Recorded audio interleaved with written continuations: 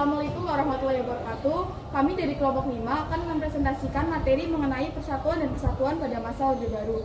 Sebelumnya, perkenalkan saya Dinda Bunga Ramadhani, nomor absen 1 sebagai moderator. Saya Akbar Setiawan Bambang dari absen 2 sebagai penyaji 1. Saya Friska Reviana absen 14 sebagai penyaji 2. Saya Sarpan Kondaris Naini dari absen 31 sebagai penjawab pertanyaan 1.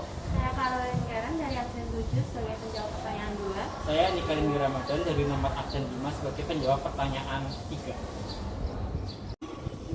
Selanjutnya, mari kita mulai presentasi mengenai persatuan dan kesatuan pada masa Orde Baru.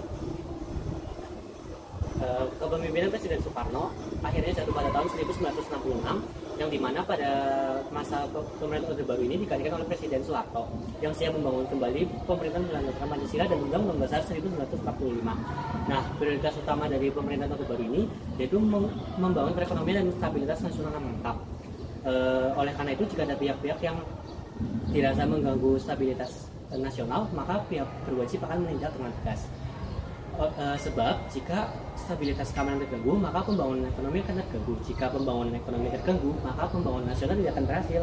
Oleh karena itu, pemerintahan Orde Baru menerapkan sistem presidensial yang dimana pertama meningkatnya pendapatan per kapita pada tahun 1968 mencapai $70 Amerika Serikat, dan pada tahun 1996 mencapai lebih dari $1.000 Amerika Serikat. Yang kedua, meningkatnya program transmigrasi, suksesnya program transmigrasi, dan yang ketiga suksesnya program KB keluarga berencana, dan yang keempat suksesnya dalam memerangi buta huruf. Akan tetapi, pemerintahan Orde Baru melakukan tindakan menyimpang terhadap Pancasila dan Undang-Undang Dasar 1945, yang dimana hal ini menjadi titik kelemahan pada pemerintahan Orde Baru. Berikut adalah hal-hal yang menyimpang pada masa pemerintahan Orde Baru. Penyimpangan yang pertama yaitu dalam bidang ekonomi. Pembangunan ekonomi tidak berlandaskan pasal 33 Undang-Undang Dasar Negara Republik Indonesia tahun 1945.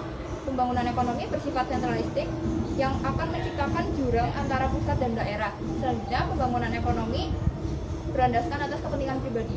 Lalu yang kedua, penyimpangan dalam bidang politik, yaitu kekuasaan berada di tangan lembaga eksekutif, di mana presiden sebagai pelaksana undang-undang memiliki kekuasaan yang lebih dominan dibandingkan lembaga legislatif. Pemerintahan bersifat sentralistik dan segala hasil keputusan disosialisasikan dengan sistem komando. Tidak adanya kebebasan untuk mengkritik jalannya pemerintahan pada saat itu, dan korupsi, kolusi, nepotisme mungkin terjadi yang akan merugikan perekonomian dan kepercayaan rakyat. Selanjutnya, yang ketiga yaitu penyimpangan dalam bidang hukum. Perundang-undangan yang berfungsi untuk membatasi masa jabatan presiden belum memadai, yang berpotensi terjadinya korupsi, kolusi, dan nepotisme di dalam pemerintahan itu sendiri. Yang kedua yaitu supremasi hukum sulit ditegakkan karena banyaknya oknum-oknum yang memihak pada orang-orang tertentu sesuai kepentingan. Yang ketiga, hukum bersifat kebal terhadap penguasa dan konglomerat yang dekat dengan penguasa. Dari berbagai penyimpangan tadi menyebabkan Indonesia berada dalam kondisi krisis multidimensional, dan dari krisis multidimensional tersebut menyebabkan bangkitnya semangat gerakan reformasi untuk menumbangkan rezim otoriter. Pada tanggal 20 Mei tahun 1998, Presiden Soeharto mengundurkan dirinya sebagai presiden, yang kemudian diganti oleh B.J. Habibie yang saat itu menjabat sebagai wakil presiden.